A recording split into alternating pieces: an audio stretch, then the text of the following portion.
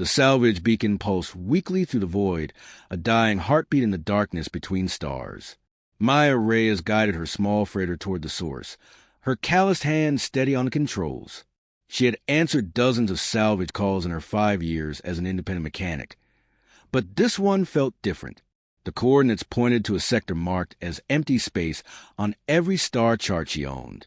Terminus 7, she muttered, reading the faded designation on her scanner. Never heard of you, old friend. The station materialized from the black like a ghost. It was enormous, easily 10 times larger than any human construction Maya had ever seen. Its architecture was strange, all flowing curves and spiraling towers that seemed to defy physics. Frost covered every surface, glittering in the light of distant stars. The station had been frozen for a very, very long time. Maya docked at what looked like a maintenance port. The airlock groaned as it cycled, ancient mechanisms struggling to remember their purpose. She stepped into the corridor beyond, her breath fogging in the frigid air. The beam from her helmet light cut through absolute darkness. Ice crystals danced in the glow like tiny diamonds. Well, this is creepy, she said to herself, a habit from too many years working alone in space. Her voice echoed down passages that stretched beyond sight. The station was a maze of corridors and chambers, all abandoned. Whoever built this place had left in a hurry, or perhaps they had never left at all. Maya found frozen workstations with alien scripts scrolling endlessly across dead screens. She found storage bays filled with equipment she couldn't identify. Everything was covered in that same pristine layer of frost, preserved like insects in amber. But there was power here. Maya could feel it humming through the deck plates beneath her boots. Somewhere deep in this frozen tomb, something still lived. She followed the power signature for over an hour, descending level by level into the heart of the station. The architecture changed as she went deeper. The walls began to glow with faint bioluminescent patterns, circuits of light that pulsed like veins. The air grew warmer. The ice began to thin. Finally, Maya stepped into a chamber so vast she couldn't see the far walls. In the center stood a structure of crystal, massive and impossibly complex. It rose from floor to ceiling like a pillar of frozen lightning. And inside the crystal, Maya saw something that made her heart stop. It was a creature of legend and nightmare combined. The body was reptilian, covered in scales that shimmered with their own inner light. Wings lay folded against its flanks, vast wings that would span half the chamber if unfurled. The head was noble and terrible, with curved horns and teeth like swords. Even frozen in crystal sleep, the creature radiated power. Maya approached slowly, unable to look away. She had seen pictures in old Earth databases, images from humanity's ancient myths and stories. But this was no myth. This was real. A dragon, she whispered. An actual dragon.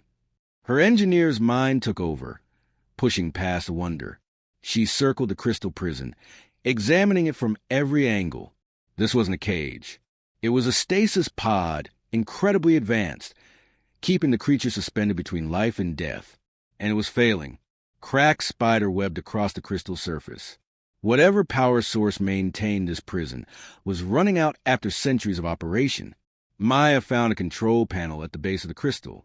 The alien script meant nothing to her, but she recognized circuitry when she saw it. She pulled out her portable scanner and began mapping the system, her fingers flying across holographic controls. The station's computer network was still partially functional, its data cores preserved by the cold. She worked for hours, piecing together fragments of information. The station's logs told a story of war and betrayal, of a species called the Draconids who had served as peacekeepers in a galaxy humanity had never known. They had been hunted, destroyed, frozen in stations like this one across the stars. This creature might be the last of its kind. And there, buried in a personnel file, Maya found a name. Not in any language she knew, but the computer helpfully provided a phonetic translation. Vexthalen. She looked up at the frozen dragon, at the cracks spreading slowly across its crystal prison. In hours, maybe days, the stasis field would fail completely. The creature would either wake or die, and Maya suspected it would be the latter. Frozen for a millennium, its body might not survive the shock of sudden awakening. But maybe with the right help, Maya reached out and touched the control panel. Systems activated that hadn't run in 1,000 years. The crystal began to glow brighter. Deep within its structure, something stirred. "Okay, big guy," Maya said softly. "Let's see if we can do this right. Wake up, Vexthalen. Time to come home." The crystal shattered like thunder. The sound of breaking crystal echoed through the chamber, like 1,000 bells ringing at once. Maya stumbled backward as massive shards fell around her, each piece dissolving into mist before it hit the ground. The light from inside the prison blazed brighter, forcing her to shield her eyes. Then the dragon moved. Vexthalen's eyes opened first, burning like molten gold. The great head lifted, neck extending as the creature drew its first breath in a millennium. The sound was like wind rushing through a canyon, deep and ancient. Ice and crystal fragments slid from scales that gleamed like polished metal in starlight. Maya's hand went to the plasma cutter on her belt, but she didn't draw it. The dragon wasn't attacking. It was confused, disoriented, swaying on legs that hadn't supported weight in 1,000 years. She watched as Vexthalen tried to spread its wings and failed, the muscles too weak, too long and used. The dragon's gaze found her. For a moment, human and draken had stared at each other across the space where the crystal prison had stood. Maya saw intelligence in those golden eyes, and pain, and something that might have been fear. Then Vexthalen spoke. The words came out wrong, garbled and distorted. The translator device embedded in the dragon's throat was damaged, producing sounds that were half speech and half electronic static. But Maya caught fragments. "Betrayal Coalition, we're alone?" "Easy," Maya said, raising her empty hands. "I'm not here to hurt you. My name is Maya. I'm human. I don't think you know my species." The dragon's head tilted, studying her with predator's focus. More broken words came. "Human knew the war how long?" Maya's scanner had pulled timestamps from the station's logs. She took a breath and delivered the terrible truth. 1,043 years. You've been frozen for over a millennium. The sound Vexthalen made was not quite a roar and not quite a scream. It was grief-given voice, raw and primal. The dragon collapsed, legs folding beneath a body too weak to carry the weight of such loss. The great head bowed to the deck, and Maya saw the creature's sides heaving with breaths that might have been sobs. She should have run. Every instinct screamed at her to flee, while the dragon was vulnerable. Instead, Maya Reyes did what she always did when confronted with something broken. She set about fixing it. "Your translator is damaged," she said, moving slowly toward the dragon. "And you're freezing. This chamber is warmer than the rest of the station, but it's still below zero. Your body can't handle the cold after stasis." Vexthalen watched her approach with eyes that held 1,000 years of suspicion. But the dragon didn't move, didn't threaten. Perhaps it was too weak. Perhaps it was simply too tired to care anymore. Maya reached the dragon's neck and examined the translator device embedded there. It was technology beyond anything humanity had achieved, but the basic principles were familiar enough. Circuits, power flow, data transmission.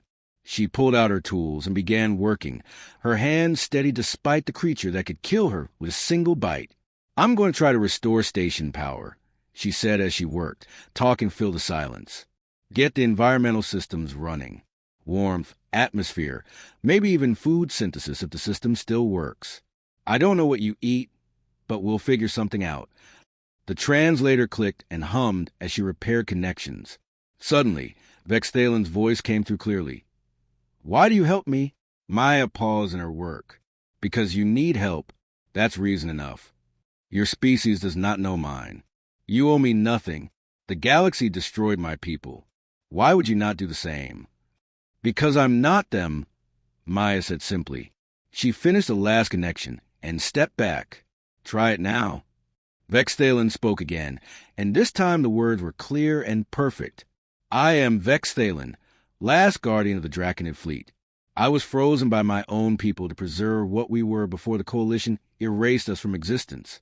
You are human, a species that did not exist when my civilization fell." "That's right," Maya said. "Humanity came later. We found a galaxy already scarred by old wars. We're trying not to repeat the mistakes of the past." "Noble words," the dragon replied, but there was no mockery in the tone, only exhaustion. I have heard such words before. They meant nothing in the end. Then judge us by our actions, Maya said. She walked to a wall panel and began working on the power systems, starting with getting you warm and fed. Over the next hours, Maya worked miracles with ancient technology. Lights flickered to life throughout the chamber. Heat began flowing through long dormant vents. The station's damaged computer core responded to her commands, creaking back to life like an old man rising from bed.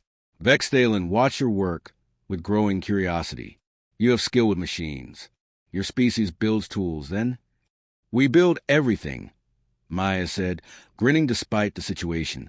Can't fly or breathe fire or whatever you do, so we make up for it with clever hands and stubborn hearts. For the first time in 1,000 years, Vexthalen made a sound that might have been a laugh. Then the alarms began to scream. Maya's scanner lit up with proximity warnings. Ships were approaching the station. Many ships, and they were not friendly. Maya's hands flew across the control panel, her eyes scanning the incoming data. 6 ships, heavy cruiser class, bearing the insignia of the Kryn Imperium, one of the old coalition races, the same ones who had hunted the Draconids to extinction. They tracked the station's power surge, she said, already running toward the docking bay. We have maybe 10 minutes before they're in weapons range. Can you fly? Vexthalen rose to full height, testing wings that trembled with effort. I am weak, but I will manage. My ship's too small for you, Maya said, thinking fast. There's a hangar on level 3. The station logs showed Draconid vessels still docked there. Can you pilot one? The dragon's eyes brightened. If any survived, yes. Our ships bond to our neural patterns. They will remember me. They ran through the corridors, Maya's boots pounding against metal, while Vexthalen's claws scraped and sparked. The station shuddered as weapons fire struck its outer hull. The Kryn weren't waiting for negotiations. The hangar doors opened to reveal 3 ships covered in frost and dust. They were beautiful, all sleek curves and organic design, looking more grown than built. Vexthalen approached the nearest one and placed a clawed hand against the hull. Light rippled across the surface like water. It remembers, the dragon whispered. Come, human, we fly together. Maya sprinted her own ship, the Rusty Phoenix, and fired up the engines. Through her view screen, she watched Vexthalen's vessel come alive, ice falling away as power flowed through ancient systems. The ship rose smoothly, graceful despite centuries of sleep.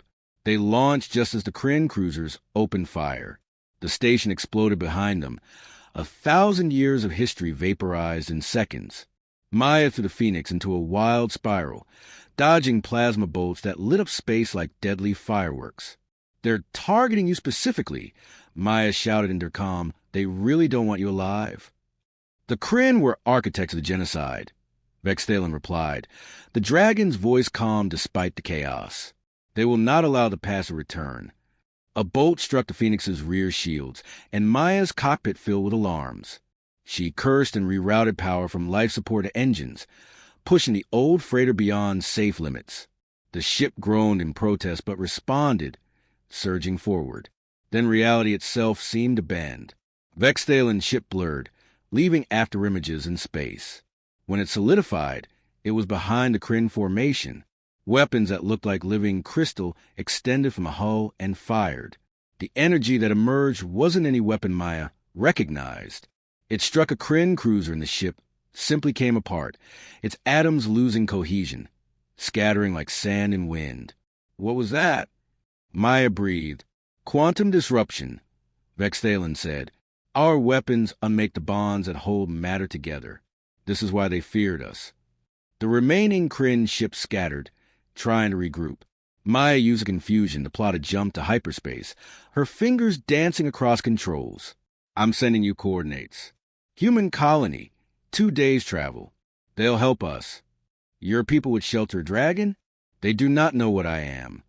They know what's right, Maya said. She hoped she was telling the truth. They jumped together, leaving the Kryn behind. But Maya knew it wouldn't be the last they saw of their enemies. The old coalition had eyes everywhere, and now they knew a Draconid lived again, The 2-day journey passed in tense silence. Maya spent the time repairing damage to her ship while monitoring galactic news feeds. The story was already spreading. Someone had seen the battle, recorded it, transmitted it across the network. Every species in known space now knew that dragons were real, and one flew again among the stars. The reactions were mixed. Some species called for Vexthalan protection. Others demanded the dragon be destroyed before it could threaten galactic peace. Humanity's response came from Colonial Assembly. Cautious curiosity, a willingness to hear both sides. They arrived at New Terra, a frontier colony of 30,000 souls. Maya landed at the main spaceport, Vexthalan settling beside her in the massive vessel that dwarfed every human ship present. Crowds gathered, kept back by security forces. Some people held signs of welcome. Others held signs of fear. Maya descended her ship's ramp and waited. Vexthalan emerged from the Draconid vessel, and for the first time, humans saw a dragon in the flesh. The crowd fell silent, caught between wonder and terror. The dragon walked forward, each step measured and deliberate. At the base of the ramp, Vexthalan stopped beside Maya, towering over the small mechanic. "I am Vexthalan," the dragon announced, voice carrying across the spaceport. "I mean your people no harm. I seek only to exist, to remember what was lost, and perhaps to find others of my kind who may still sleep in the dark." A child broke from the crowd, a little girl no more than 6. She ran forward before her parents could stop her, stopping just before the dragon. She looked up with wide eyes full of wonder, not fear. "Are you really a dragon?" she asked. Vexthalan lowered the great head to her level. "I am." The girl smiled. "You're beautiful." Something changed in Vexthalan's eyes then, some hard edge softening. "Thank you, small one." Maya watched humans and dragon regard each other, and she felt hope kindle in her chest. Perhaps the galaxy could learn from its past after all. Then her calm chirped with an urgent message. The Galactic Council had issued a formal decree. Vexthalan was to be eliminated as a threat to galactic security. Any species harboring the dragon would face sanctions. The hunt had only just begun. The mining colony on Kepler, 442b, was as far from civilization as one could get and still call inhabited. Maya had chosen it deliberately. The 100 miners who lived here asked few questions and kept to themselves, content to dig rare metals from the planet's crust and ignore galactic politics. For 3 weeks, Maya and Vexthalan hid in an abandoned processing facility at the colony's edge. The dragon spent days in meditation, regaining strength, while Maya worked on decrypting more data from the Terminus 7 archives. What she found changed everything. "There are more," she said one evening, her voice shaking with excitement. "More stasis stations. The coordinates are encoded in the station's core memory. Vexthalan, you might not be alone." The dragon lifted its head from where it had been resting. Those golden eyes held something Maya had never seen before. "Hope. How many?" "I've found references to 4 other stations. The data is corrupted, but if even one survived..." Maya trailed off, letting the possibility hang in the air. "Then I must find them," Vexthalan said, rising to full height. "My people may yet live." "There's something else," Maya said, her tone darkening. She pulled up a holographic display, showing star charts and fleet movements. "The Kryn have mobilized half their navy. They're searching for those same stations. If they find your people before we do, they will finish what they started 1,000 years ago." Vexthalan finished, voice cold as a void between stars. The dragon turned away, wings spreading slightly in agitation. Maya had learned to read Vexthalan's moods over their weeks together. This was anger, deep and ancient and justified. "I could stop them," the dragon said quietly. "My ship's weapons, combined with my abilities, could cripple the Kryn fleet. I could make them pay for what they did. For my civilization, for my family, for everything they took." Maya stood and walked to stand beside the massive creature. She felt small next to the dragon, fragile and brief like a candle flame. But she spoke anyway. "You could," she agreed, "and it would feel good, for a while, righteous even. The Kryn committed genocide. They deserve justice. But..." Vexthalen asked, hearing the word Maya hadn't spoken. But revenge and justice aren't the same thing, Maya said. I've read your people's history in those files. The Draconids were peacekeepers. You chose diplomacy over domination, even when you had the power to rule. That choice made you vulnerable, and the Coalition exploited it. They feared what you could do, not what you did do. And that nobility destroyed us, Vexthalen said bitterly. Perhaps we should have been the monsters they feared. If you become that monster now, you prove they were right to fear you, Maya countered. You prove that dragons are too dangerous to exist. And every species in the galaxy will hunt you, not just a Kryn, including mine. Vexthalen's head whipped around, eyes blazing. Would you hunt me, Maya Reyes? After all we have shared? Maya met that burning gaze without flinching. If you started killing innocent people? Yes, I would. Because the dragon I've come to know isn't a murderer.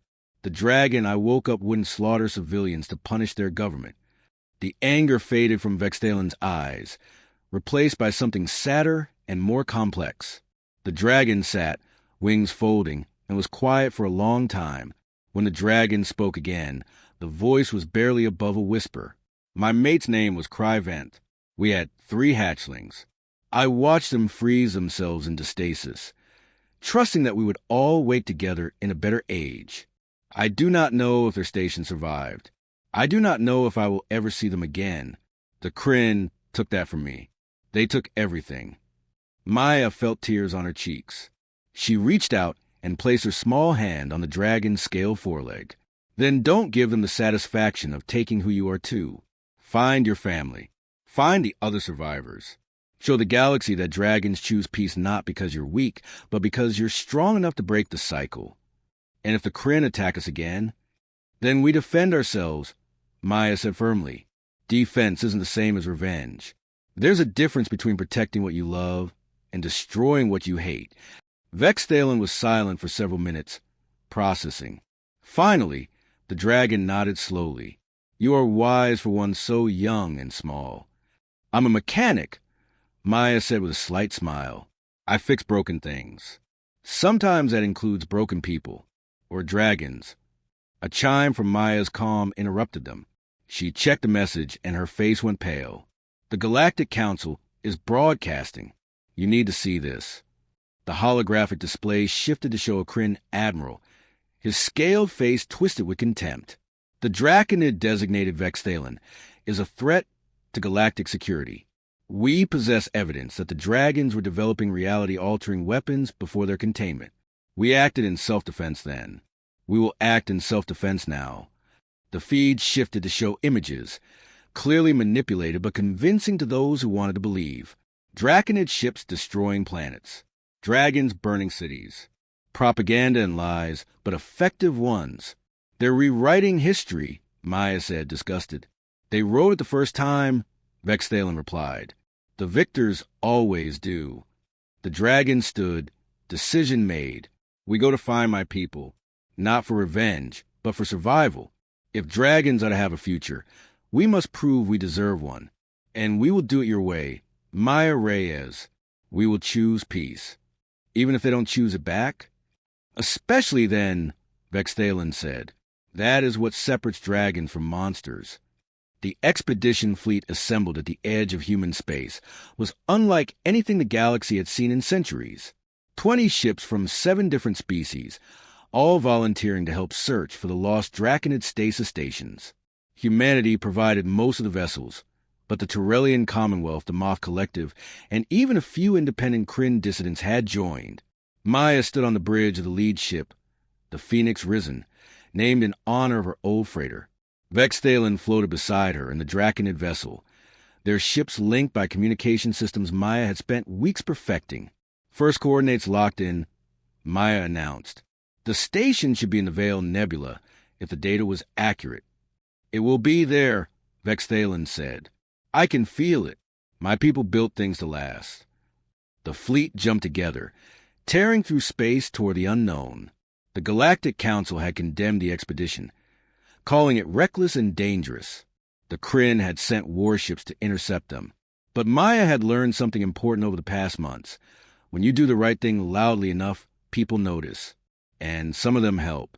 They emerged from hyperspace into a cloud of purple and gold gas, the nebulous particles glowing like cosmic fire. Sensors swept the area until they found it. Another station, identical to Terminus 7, hidden in the nebulous heart. This time, Maya knew what to do. She led a team aboard while Vexdalen waited, too nervous to enter first. The station was intact, its stasis chambers still functioning. Inside the crystalline prisons, 3 dragons slept. Maya found the names in the station's database and read them aloud over the comm. Cryvent, Solivan, and Mir Thax. She heard Vexdalen's breath catch. My family, my mate and children. They survived. The awakening took hours, careful and controlled this time. Maya had learned from Vexdalen's revival, knew how to bring the stasis systems down gradually, warming them safely. One by one, the dragons opened their eyes to a future they had never expected to see. The reunion was private, something Maya witnessed from a distance. She saw Vexdalen and Cryvent embrace, saw the young dragons who had been children a millennium ago circle their parent in joy and confusion. She saw a family remade in the space between stars. But there was no time to celebrate. Over the next 3 weeks, they found 2 more stations. One was destroyed, blown apart by weapons fire centuries ago. But the other held 4 more dragons, including 2 elders who remembered the old galaxy before the wars. 7 draconids. Not enough to rebuild a civilization, but enough to prove they could survive. The Kryn fleet finally caught up with them at the 4th station. 15 warships dropped from hyperspace, weapons hot, demanding surrender.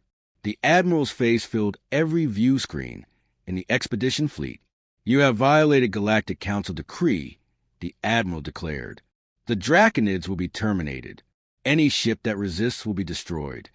Maya looked at Vexdalen through the video link. The Dragon's family floated in formation behind him. 7 ancient ships facing 15 modern warships. The math was terrible. Even with their advanced weapons, the dragons were outnumbered and still weak from stasis. Then something unexpected happened. 3 Kryn ships broke formation and moved to join the expedition fleet. Admiral Kestran, one of the descending captains, announced, "We refuse this order. The genocide was wrong 1,000 years ago. It is wrong now." More ships followed, not just Kryn, but vessels from across the fleet. Pilots who had joined the military to protect people, not murder them. Within minutes, the Admiral's force was cut in half. Vexdalen's voice rang across all channels, calm and clear. "Admiral, I have no wish to fight you. My people want only to exist, to learn about this new galaxy, to share what we know. We have technology that could help every species. Medical advances, clean energy, methods of quantum computation your scientists have only dreamed of. We offer this freely." "Lies," the Admiral spat. "You want to rule us, as your kind always did." "We never ruled anyone," Cryvent interjected, the dragon's voice carrying the weight of age and authority. "We served as mediators, as teachers. We were murdered because fearful politicians convinced themselves that power must always corrupt. Prove them wrong, Admiral. Choose differently than your ancestors." The standoff lasted 3 minutes that felt like hours. Finally, the Admiral's ship powered down at weapons. "This isn't over," he said. "The Council will decide." "Good," Maya said, speaking up for the first time. "Let them decide in the open, with all species watching. Let's have a real conversation about what happened and what should happen now." The Galactic Council Summit took place on the neutral station of Accord Point. Representatives from every member species attended. And for the first time in 1,000 years, Draconid spoke before the assembly. Vexdalen stood in the center chamber, small and vulnerable despite the dragon size. "We were peacekeepers," the dragon said simply. "We can be again, not through force, but through knowledge. We ask only for the chance to prove ourselves. Judge us by our actions, not by your fears." The vote took 3 days. In the end, the motion passed by a narrow margin. The Draconids would be granted protected status, allowed to exist and share their knowledge. In return, they would serve as advisors and teachers, never taking positions of political power. Maya watched the vote count appear on screens across the galaxy and felt something loosen in her chest. It wasn't perfect. Some species voted against the motion. The Kryn Imperium abstained, neither supporting nor condemning. But it was enough. That night, Maya and Vexthalen stood together on Terminus 7, which had been rebuilt as a memorial and meeting place. Ships from 100 worlds orbited above, delegates arriving for the first Interspecies Technology Conference.